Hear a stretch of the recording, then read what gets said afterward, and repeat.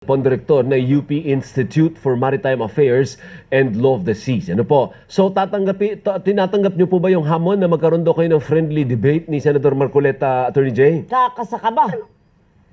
Una po, no, anong pagdidebatihan, no? Kasi kung ang gusto niyang debatihin yung extent ng sovereignty rights and jurisdictions ng bansa natin, hindi po yan up for debate. At nakakahiya po na isang senator pa mismo ang gustong pagtalunan kung anong extent ng sovereignty rights and jurisdictions ng bansa, no? Opo. Dapat alam na niya 'yon. At hindi rin po tama na pinagdebatihan yan, lalo na publicly, kahit ba friendly or unfriendly. Dahil ibig sabihin ng debate, the fact na pinagdidebatihan mo yan, parang ibig sabihin kahit kayo hindi nyo alam kung hanggang saan talaga ang sa inyo. So hindi po tama na pagdidebatihan yan. Attorney, pakibaba lang ng konti para naman sa mga kaibigan ko, mga marites. Pag sinabi mong hindi dapat ng pagdebatihan, ano ang direktamenteng implikasyon o direktamenteng point ninyo? Bakit hindi pinagdedebatihan? Kasi nga po, hindi naman niya sinabi sa akin ano gusto niyang debatehin. Pero so far, di ba, lagi niyang kinokontest, no? Pinagdududahan niya. Kunwari, ang West Philippine Sea o kaya ang Calayan Island Group, kung sa atin nga to, no? Mga ganon. Yun yung punto ng mga pinagsasabi niya lately, di ba? So, gusto niyang debatihin kung sa atin ang West Philippine Sea, kung meron tayong West Philippine Sea o kaya kung sa atin ang Calayan Island Group, kung dapat niyang i-give up o hindi. Di ba? Hindi tama na pinagdidebatihan mo yan, no? Oo. Lalo na senador ka, no? Sumumpa ka na depensahan ang konstitusyon at batas ng Pilipinas. At dapat ang interest din ng Pilipinas ang lagi mong pinaglalaban. Kung ipuputap mo for debate yan, ibig sabihin hindi ka naniniwala o may duda ka tungkol doon sa kung anong sinumpaan mo, no? Kaya hindi po tama, hindi dapat yan dinidebate. Pagtatawanan lang tayo ng ibang bansa. Lalo na yung mga nangaagaw ng kung anong sa atin, no? Kasi sabihin nila, o kayo pala, hindi nyo alam kung ano sa inyo. Di ibig sabihin yan, amin yan. Sabi nga po niya, di ba naalala ko, guni-guni lang daw po ang West Philippine Sea. Tama po ba yun, Atty.? Opo, yun yung mga ganyan ng sinasabi noon eh. No? Opo. Tapos i-give up na lang. Although sabi naman niya, pagkatapos hindi daw niya sinabi, silang dalawa na lang kaya magdebate. No? Hindi, pero para ito malinaw, yung West Philippine Sea is a term created by the Philippines and it is already official kasi may anunsyo na yan from the former President Pinoy, partner ng panahon ni Pinoy. Tama. Yung pinupunto niya, Attorney Jay, is internationally hindi pa recognized ang West Philippine Sea, but it's not as if wala tayong hakbang na ginagawa for it to be internationally recognized. Tama po ba? Well, ano po ba yung sinasabi niyang internationally recognized, no? Ang gusto ba niya merong parang torrents title yan? Mga ganon, no?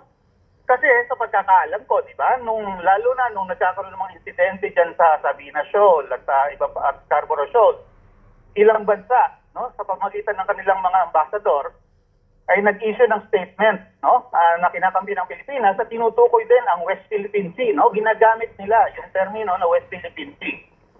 So, kumbaga, dahil doon meron ng recognition yan, no, ginagamit ng ibang bansa yan.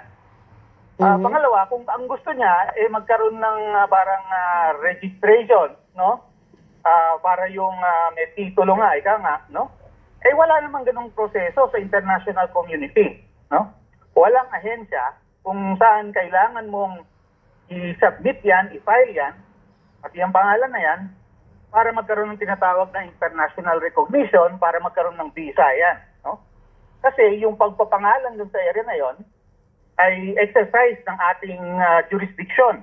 No? So binding yan sa atin, lalo na sa mga Pilipino. Kaya kung senador ka, hindi mo dapat ini-question yan. No? Yung sabi ko kanina na kasama yan sa sumpa mo, na pangalagaan at ipatupad ang batas ng Pilipinas at ang konstitusyon. So hindi niya dapat pinagdududahan yan. Show may international recognition o hindi. Opo, yung pinupunto ata, Attorney Jay, ni Marcoleta ay internationally wala namang West Philippine Sea. Ang tawag sa area na yan, ang buong yan Oo. ay South China Sea. Okay. Parang ganun ang gusto niyo sabihin, Attorney Jay. Oo, maaari nga, no? Dahil yun yung nasa pangalan. Pero ang South China Sea, hindi po yung titulo. Kahit po titignan niya yung mga publication ng International Hydrographic Organization, malinaw po doon na yung mga pagpapangalan ng mga lugar ay walang political or legal implication. No? Dahil yung mismong ISO, sinasabi niya, siya ay technical body lang. No? Mm-mm. So, baliwala dun sa mga claims, dun sa mga rights and jurisdictions ng mga states, yung mga pangalan na yan at mga pangalan ng karagatan. So, hindi, Kasi nga, Attorney Jay, yung hindi jurisdiction na yun ay based only on UNCLOS. Ama. Ah, Hindi ibig okay. sabihin na pag nakalagay doon South China Sea, Oo. pag-aari na ng China yun. Hindi Ay, ganun. hindi. Dahil may Opo, word na hindi po China ganun. doon, sa kanya na. Hindi ganun. Opo, di ba, meron ng Indian Ocean, no? India ba yun? Diba? Merong Oo. Philippine Sea dun sa Pacific side. Oh. Nagkaroon ba tayo ng claim ng Philippine Sea all the way up to Japan? O di kaya yung Sulu Sea. Ang Sulu Sea, baka sa Sulu ba lahat yun? Kaya Hindi naman, parang ganon. Oo. Hindi ba? Pangalan lang. Oo, hindi Pangalan ganon. lang. Sa Pilipinas siya, pero hindi siya susulu lamang. Oo, tama. So, Attorney Jay, ano po ba ang magiging epekto nito? Ano implikasyon? Doon po sa mga, kasi hindi lang naman ng Pilipinas ang claimant. Marami, bukod sa China at Pilipinas, mayroon ding mga umaangkin, nagtatanong, ang tawag mo doon. Vietnam, Malaysia, Yan, oo. Brunei. So tayo ba yung posisyon natin, although nanalo na tayo sa arbitral ruling, ay ihina yung ating posisyon? Oo, Hindi po. dahil sa panggugulo. Kasi nga, yung pagpapangalan, hindi naman yan yung may legal effect eh. No? It's just a way of referring to an area. Ang Vietnam, may tawag dyan sa area na yan, East Sea. Ang Indonesia, mayroong North na Tuna Sea. Pero yung mga pangalan na yan, para lang tukuyin yung area na sa kanila under UNCLOS. Diba? Para mas madaling sabihin kaysa namang exclusive economic zone, continental shelf, and extended continental shelf, extending up to 200 nautical miles. Di West Philippine Sea na lang ang sabihin natin. Diba? Ganun din sa kanila. Paraan lang yan para pantukoy. Tama. No? At yun, useful para sa sarili nila. Kaya sa atin din, kaya natin ginawa yung West Philippine Sea na termino para mas madali din sa atin na makita kung anong tinutukoy natin. Hindi yung buong South China Sea all the way to Vietnam and China. Okay. Ang tinutukoy lang natin ay yung parte na under UNCLOS ay subject to our jurisdiction. Kaya yun ang West Philippine Sea. Tama. Oo, Ngayon, pero- Attorney Jay, di ba tayong nag-occupy nung area sa Kalayaan Island Group? Yan. Yung sabi ni Marcoleta, hindi yan kasali sa atin sa Pilipinas. Sa Guni-guni pagtinignan mo, lang daw sabi yan. niya, di ba? Oo.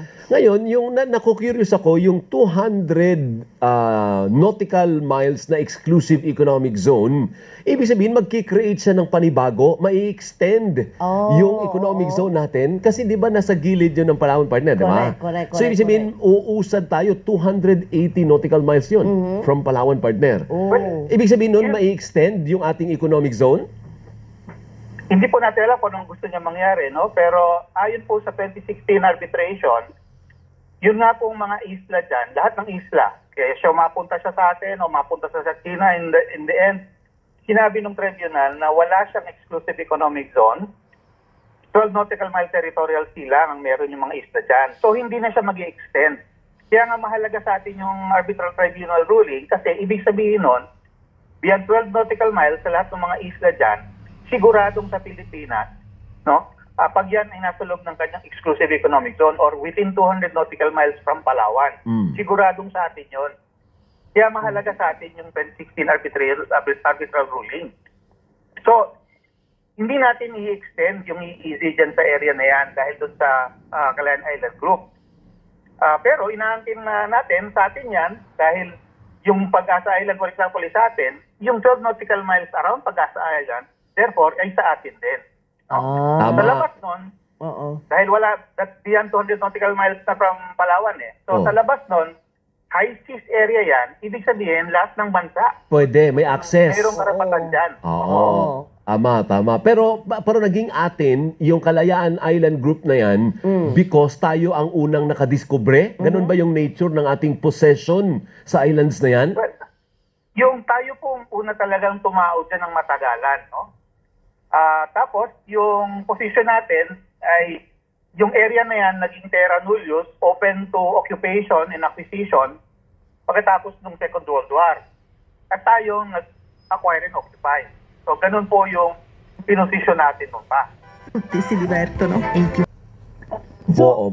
Ganun pala yun. Pero hiwalay pang usapin yung arbitral award dito sa usapin naman ng Kalayaan Island Group. Kasi parang anong nangyari na mamadal siya, na Lahat naghahalo-halo na siya, eh. Attorney Oo. Jay. Opo. Labo-labo na eh. Opo, pinaghahalo talaga nila, no? Yung usapin ng exclusive economic zone, that is under UNCLOS, hiwalay na issue yan, yan yung napagpasyahan ng arbitral tribunal. Yung usapin naman nung sovereignty over the island, hindi yan kasama dun sa tribunal judgment kasi nga that is beyond their jurisdiction. Oo. Ang within their power lamang ay the law of the sea, hindi law of the land. No? Kaya hiwalay talaga yon. Opo, So sa opo. ngayon, ang status ng mga isla, yung dispute unresolved, and therefore, habang hindi pa siya nare-resolve, napakahalaga na i-maintain natin ang lahat ng ating position. No? Lahat ng legal, especially legal status ng area. Dahil pag nanghina tayo dyan, ang magbe-benefit lang doon, yung kabila. Correct. So are you correct. suspecting na deliberate yung pagmamadal ng issue para i-weaken ang ating posisyon? Opo, dahil nakikita naman natin sa social media, talagang sumabog ang misinformation at disinformation. Kumbaga talagang ginugulo tayo para magkaduda tayo sa sarili nating karapatan at posisyon. Hindi po kaya yan isang uri ng pagtatraidor na ngayon nga po ay marami ang sumisigaw na teka lang, bakit ang mga mukhang makabagong makapili daw? Senador. Oo.